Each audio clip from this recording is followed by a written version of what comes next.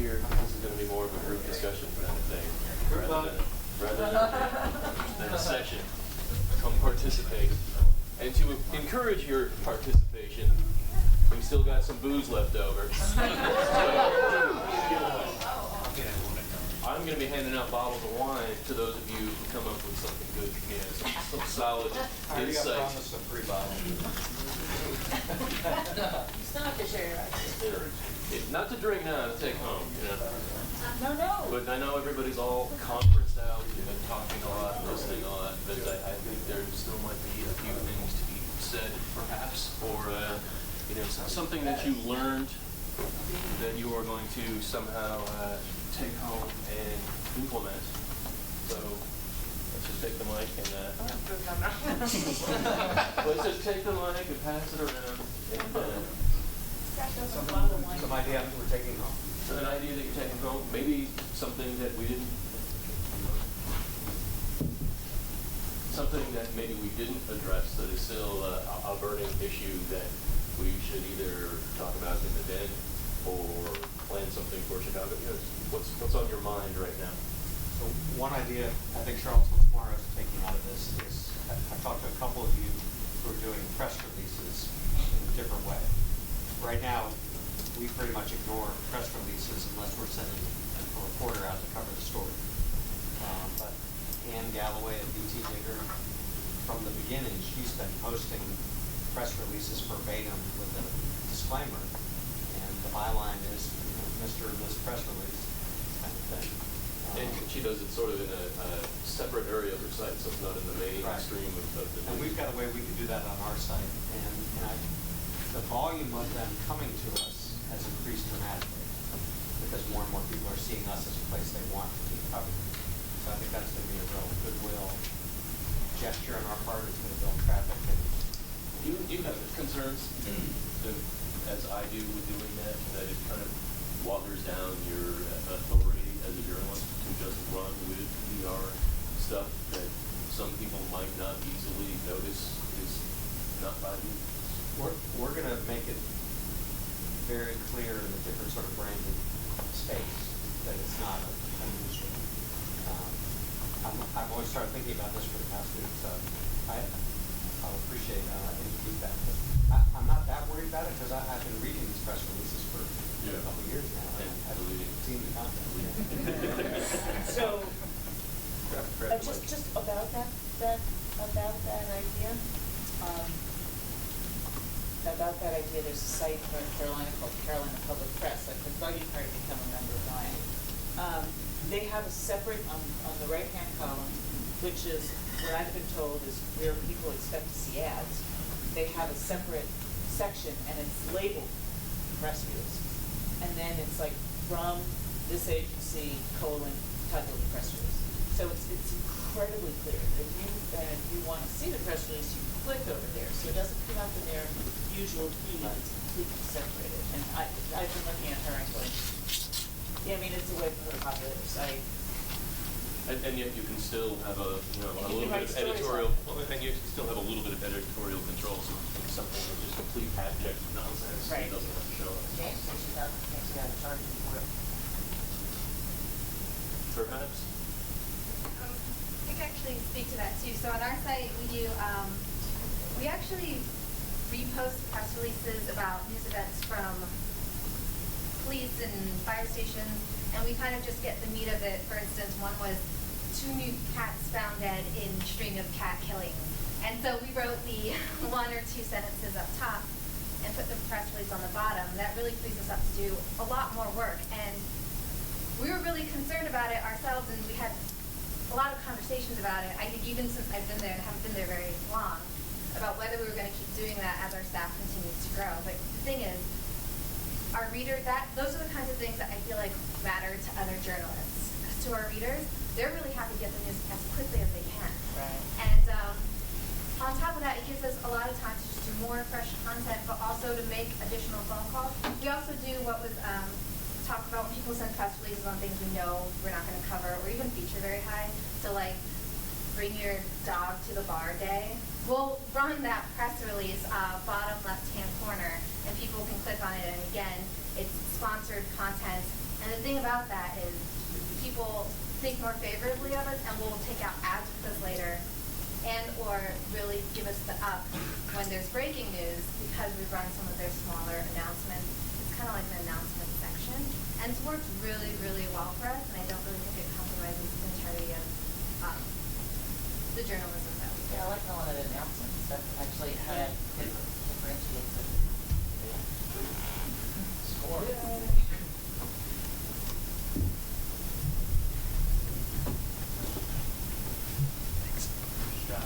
On the subject of the press releases, I was talking to Brian, our policy's kind of been, and we think it's worked pretty well. We've only run press releases.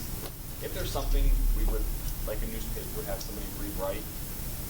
One example was our community college got a state grant and they're offering 10 scholarships for a metalworking class. And it's not worth it for us to spend somebody, or sending somebody, have them rewrite it. So we've been running that, and even we've done some stuff, like the congressman, where he had tips for people who needed help with getting disability, like who to contact. We've been running those things, and kind of things where we couldn't write it any better. We can't add anything new.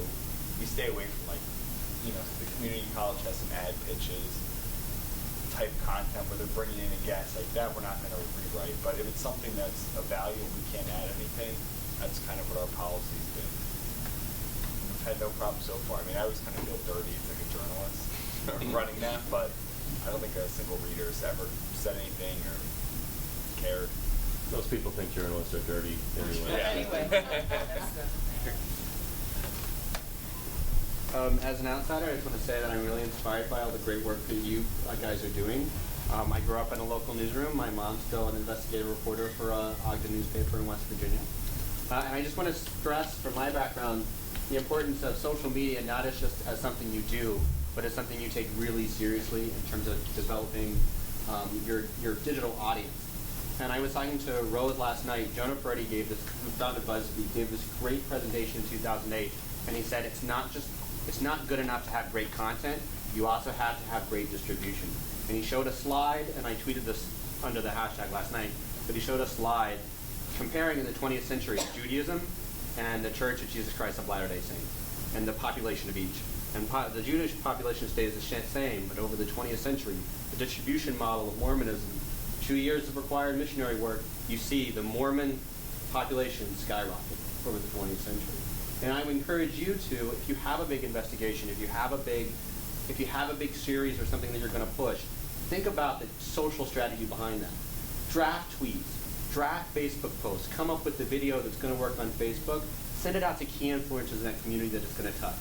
And I'm more than happy to help any of you just at Springer. And if you're ever in New York and you want to come by to ABC or Good Morning America, let me know. You're all welcome to come. But really think about that. It's not marketing.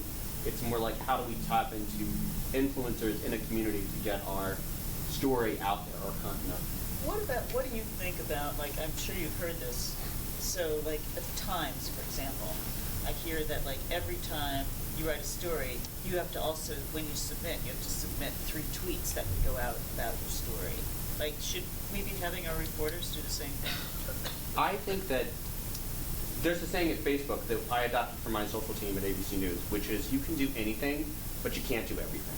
Right. And it's all a matter of resources. If you think your reporters have the time, you might because you're doing more feature-y, or it's not day of, if you're at the Ithaca Voice, the Voice of Ithaca, and they're writing about car wrecks and stuff, I don't know if I need 3 to use in a car wreck. But if you're doing rural health stories, to me, that makes a lot of sense. But I think it's all about impact. So if you have a big source and a big story that you want to push out, if it's about rural health, identify the 5 key Facebook pages in your community or communities of Facebook that you can tap into and reach out to them and, hey, will you push this link? Here I've written the tweets for you. Here I've written the Facebook post for you. Oh my God, what a great idea. We do that with our producers. We say, hey, we have this big exclusive. Brian Ross had this big investigation. Can you just tweet it? BuzzFeed does that. They send it out to the entire staff and just say, hey, tweet it. You'll We see do it that on exactly. Twitter. You Yeah. join those groups and you can even post it, and then they'll start sharing, especially if it's Absolutely. What a great One of the things that just in terms of virality, and I'm doing this mostly for the wine, is that what Jonah Peretti found very early on is in health, right? You can identify patient 0. When there's a virus, you can identify where the AIDS virus started. You can identify where SARS started. But in virality on the web, what Jonah Peretti found at MIT was that it's usually not one person, it's 5 people or 10 people. There isn't one patient zero. So it's reaching those 5 or 10 patient zeros to make your content go viral. So take that for what it's worth. But if anybody has any questions, I mean, you can always email me. That's worth a bottle of wine, actually. Oh, yeah. Keep that boy case. It just blew my mind. I'll help you. I will help you draft up if you want me to help you. I will. Just one of my biggest regrets. Is this on? Yep. One of my biggest regrets is when you spend a long time working on a deck. Oh, I'm Michael Stoll from the San Francisco Public Press, by the way. When you spend a really long time, you like do 7 edits on a big 1,000-word plus story, and then you send it out to the world, and then somebody else tweets it, and the tweet is like 10 times better than your headline. You're like, damn, why didn't I just spend like another 5 minutes writing a tweet and then use that for the headline? And so thinking of social media as part and parcel of the reporting process, because you dump your notes into your Word file, then you rewrite it and you structure it, and then you write your lead, and then the lead gets boiled down to the headline and the deck and whatever, and then you're still editing while you're writing the social media posts. So don't do that after you get published. I've gone back and changed leads based on what I thought of when I was posting on Facebook, and trying to come up with that little blurb there to go along with it. I'll be like, oh crap, that's actually that's way more important than that boring stuff that's showing up in the summary. I need to go with LinkedIn and get it debugged so it'll show up right. Yeah, and that's it's almost like it's in a way it's crowd editing, and you're getting the best out of the content from your audience directly. But actually, that's not what I want to talk about. I just learned in the last like 10 minutes a whole lot from my small nonprofit newsroom that's been around for 6 years. Brian from Charlottesville Tomorrow has been around for 10 years and has just recently broken into partnering with the local newspaper. And he says it's made his organization what it is. And so we're kind of at the same stage of development as where he was when he started partnering with them, and encouraged me to take the lead. We've been approached by 2 local publications, San Francisco Magazine and San Francisco Examiner, to do partnering on reporting, because they said, our little two FTE organization that does these long-term investigations, they don't. These big publications say they don't know how to do what we do. Basically, we use Excel and get public records and put them into a spreadsheet and then write articles, and it's like not really difficult, but they say they don't know how to do it. So what I just learned at this meeting was go ahead, go full bore into those partnerships. We want to actually get some revenue out of it, because they both say that they're willing to pay something, which is great, because then we can support our publication. $5. But still keep enough content unique to ourselves so that we can sell our print edition for $1. Oh, by the way, I got extras because I wanted to come on the airplane. And then Brian gave me this to take home, which is a media packet that I can use for my summer campaign, first annual campaign. So I learned a lot in the last 10, 15 years. Do I get another bottle? No, he gets the bottle for He conveying. can have mine. I'm not. I just have one thing to add to changing leads and changing headlines.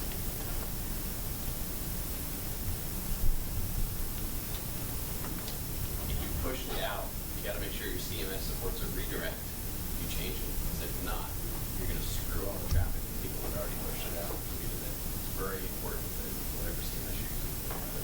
That's one of the sort of pitfalls of a lot of WordPress installs, is that the headline is what generates the URL, and then end up with either a brand new headline or the old headline of your URL. It doesn't, especially with a story that's changing, might not actually be correct anymore. And suddenly you're 404ing on the old headline. Well, that either. In our system, we run basically triggered off of a good old-fashioned newspaper slug that I have been guilty of accidentally posting something with, 6-digit date _ slug as the URL. Usually I notice that. For somebody.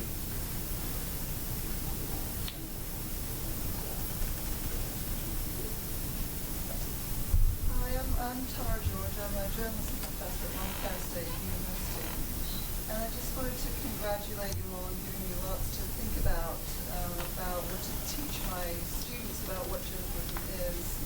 And just for pushing the envelope on what it means to be a journalist now. It's inspiring and innovative, and I don't know exactly what to teach them anymore. But I've got lots of ideas. Not all of them will I implement, I will add, but it's just been very interesting, and I know you're pioneers, but if it feels lonely at times, I think it's worth it. Send us your students to the intern. Okay. I just want to share a story that I wanted to share during the internship thing. So I had my very first intern or my second intern or something. She came. I'm going to imitate her because she really did have a so sweet little girl voice. And so she blew a deadline, and I was depending on her to have this story ready, and she didn't. So the next day, I was taking her out with me to do these interviews out into the rural part of the state to talk to these people who ran a free clinic. So we're driving out. It's a nice day. We're chatting. So we kind of, get about a half hour into the drive, and I'm a little quiet to depart. And I said to her, "So Kelsey," we're having one flight. I said, "Kelsey, it doesn't really work to blow a deadline like that." "Yeah, I'm sorry."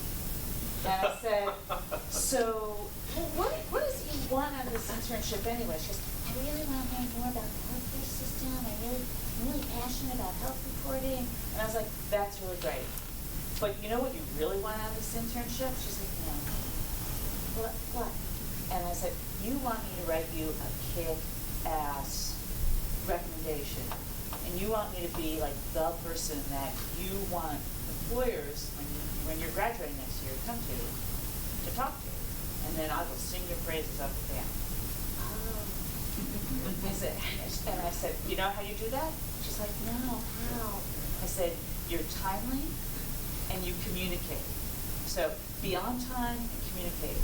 And I've told this story multiple times, and I've had people come up and say, "Would you take my kids?"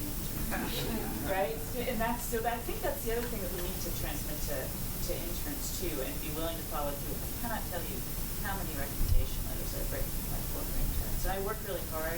We work really closely together. We sit down together and edit stories, which is really literally either we're on the phone, we're in a Google Doc, or I'm sitting next to them, I'm like, "This is why I'm going to change this. Do you know why? What do we need here?" And it really only takes about a half hour for each story, but we go through each one, and the kids just get incredible sort of feedback from it. And I just wanted to sort of say that we haven't. That's something that students are just pretty much oblivious to. And they don't even realize that you don't even need to be an intern for me, for some editor across the country, to give me a call. Somebody who's graduating from the U of A and an editor who knows that I'm in Tucson will give me a call. "Hey, do you know this kid? Have you seen anything that they've done?" Or I saw this kid's byline on your website. Yeah. And how were they? Did she learn from that? Oh yeah, she got a lot better. We've had plenty that haven't. She got a lot better. I can't bring it home. I'm on a phone. Did you check it back? No, I'm not just going back. Well, put it next to the Fire around the shotgun. That's okay. Here, I'll crack it open now. Great story about TSA. We're going to run and get on the Chinatown bus in a minute, so apologies in advance for dashing after this. But I think we've heard a lot of great ideas about partnerships, both editorial and business, which we haven't really been able to do much of. And I think in particular the idea of a print partnership, printing partnership, really resonated with us because we have a monthly print magazine, and I think that would be if we could figure out some sort of trade, maybe it's an editorial trade, it would be a great situation. So, but thanks to everyone for a great couple of days. Cool. Thank you. Open the ball. So I didn't mention it earlier, but we have a publishing move the partnership camera with First Media. The who? Digital First Media. There's a lot of refugees at Journal Register company here that's become the Digital First Media. Matt D'Amienzo. He's our interim director, and he's the guy that closed the deal for us. And basically, I just want it is a way to get revenue, but you have to be careful not to give away the store. You know, like you got to get some money out of it, but you also have to be cognizant of the fact that you are giving them content, and if they don't drive traffic back to your site, it's not that helpful. You know, so what we did, we talked to our lawyer about it. You know, he had an idea of how we might do it. It was very savvy, so they have the opportunity to print everything that we post, that we produce ourselves, and they're obligated to do like an expanded fair use on their websites. So 3 or 4 sentences and like that. And they're among our top referrals now. You know, so, and we get, it's not a salary, but it's about $500 per paper per month. And it's pretty good. You know, so I can actually, you know, I can provide that contract. I'll put it up in the but you also want to make sure they can cut the stuff if they have to, because we all heard that you can't fit ProPublica food and stuff in your, you know, they can't fit stuff that's really long. So if they do cut it, they have to put a little border. This story's been altered, you know. You know, there's indemnification language. I'm going to put CA on the spot. She's dutifully been manning this camera for this entire time and deserves a hearty thank you from everybody.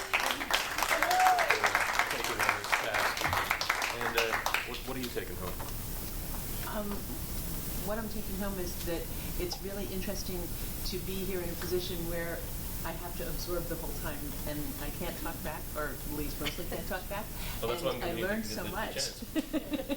I learned so much, and it also gave me a chance to think about the fact that, for instance, on nonprofits, sponsorships, and underwriting and stuff like that, we really need to get some more information out to the membership about that in Chicago, and have a whole broad discussion about where we can go, where we shouldn't go, and kind of tap into the resources that are available here. And my interns are all grateful to you for helping make sure that it's a positive, more positive, educational, that it's more good for them than it is for us. And I just love all of the wacky ideas and not so wacky but really smart ideas. Sure. That's it. Thank you. Yeah, pretty good. Thank you. Thank you. See you guys. Can I suggest for Chicago? Certainly. What I'd love to have Doug Hardy do in Chicago is like step by step on how you do some of this stuff, like a workshop where some of us actually sit down and is that possible, or Which one? On some of the, like, doing the ad sales, or if you come with one no, but I mean, if you come with one ad account, how do you actually make it happen? You know, like I can probably illustrate how to How to set up retargeting. Yeah. Retargeting for dummies. Okay. Yeah. I'll try. You know, my partner actually does the back end stuff, and I just do the. I should have said that he handles a lot of the technical stuff, but we could come up with something. I would really appreciate that.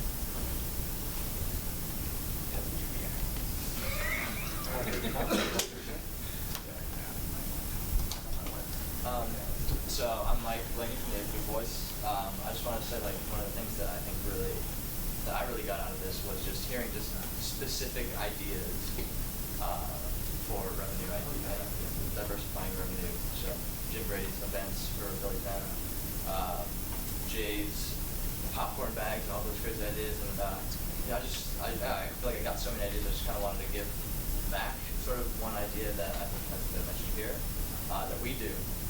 We actually have a partnership with the Ithaca Visitors Bureau, who manages an events calendar.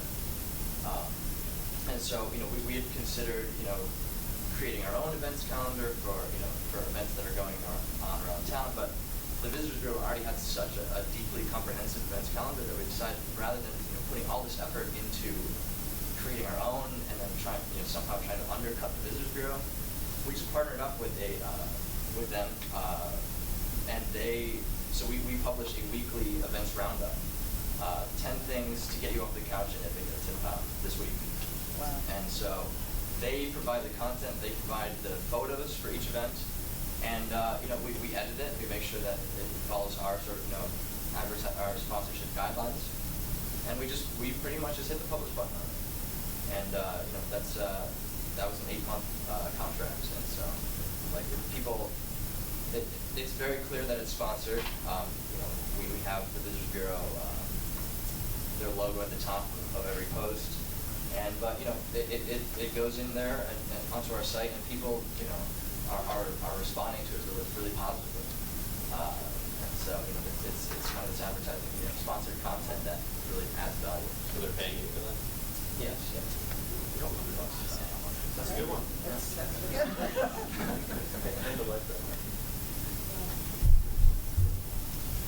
So a little bit of follow-up on that. I would flip that, and I would think you actually really want to own that from an SEO standpoint, ultimately. Next time you renegotiate, you have all of those events on your platform, because it will benefit you long term from an SEO standpoint. But I know the records. What I wanted to add about the partnerships with print, so jumping back to that, we've done the same kind of thing. We have a company in our town that has a monthly and a weekly, so they're a community newspaper. And we set up a deal where we get all of their content and they get all of our content. Actually, about 50% of their stories are our content with our brand in their print publication.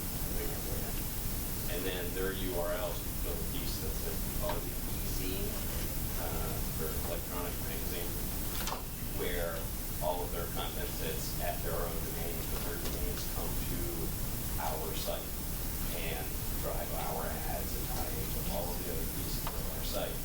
Now they have the ability to sell digital advertising on it. Okay. Oops. So you want to look for those types of partnerships.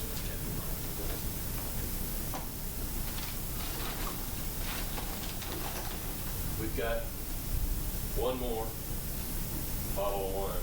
It's pretty good, you can try something. Samples are available. I'll take the wine, but Who's going to win the wine? I'll take the wine, but I don't need the wine.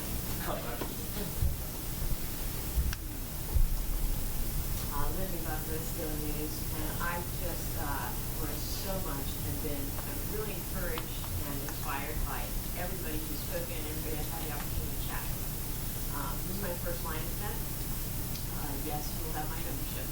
So, Great. thank you for what you do as an organization for us as publishers. No, it's really, all of us. It's an organization of the members.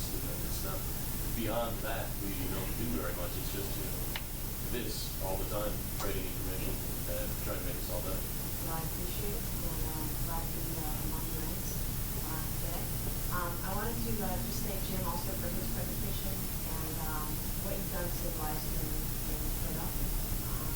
You've really demonstrated today and showed us today the impact that one site can have. And so thank you for that. And I was just thinking, after the presentations today, if there's any site that would be a great candidate for crowdfunding, I was thinking yours would be that. So, I don't know, just putting that out there. And then I just wanted to share one tip, one thing that's really been helpful. I really appreciated the comment about social media. We all know that photos can drive tweets better. So one of the things that I've done instead of just posting a photo from an event, a photo from a story, is I actually, when I publish a story, my headline and prints, then I take a photo of it on my iPhone, and that's the picture I post to Twitter. Because then it's got my brand on it, not just the storytelling. So that way you get your brand on the trail, on Twitter, and then as a team tweet, you guys have as well. Well, I don't know if you've seen this, but BuzzFeed actually does that on Instagram. So BuzzFeed News, if you follow BuzzFeed or BuzzFeed News, they've actually created a template that includes the headline, the BuzzFeed branding, and a photo into every Instagram that they post. And you could do the same easily if you have a friend or you know Photoshop. You could quite easily do that for it instead of just taking a photo. But it's a great idea. There are a few open source. I forget exactly. I'll look it up and add it to the Google Doc. But there are a few people. I know the Times of London, and I think it maybe Vox actually have created cards that are optimized for the photo dimensions on Twitter. And so you can put in a little quote or a blurb or a photo that has your brand on it as well. And those are open source. Those are online tools? They're online. Who wants? I'll look it up. I'll add it to the Google. Well, I will take it. You didn't know. There you go. And thank you very much. Thank you everybody. for organizing. Well, for getting yourselves here and being so open to sharing info. And thanks very much to the folks at Temple and to the Knight Foundation and to Broad Street for making it so we had some leftover wine even. And I hope to see everybody in Chicago in October.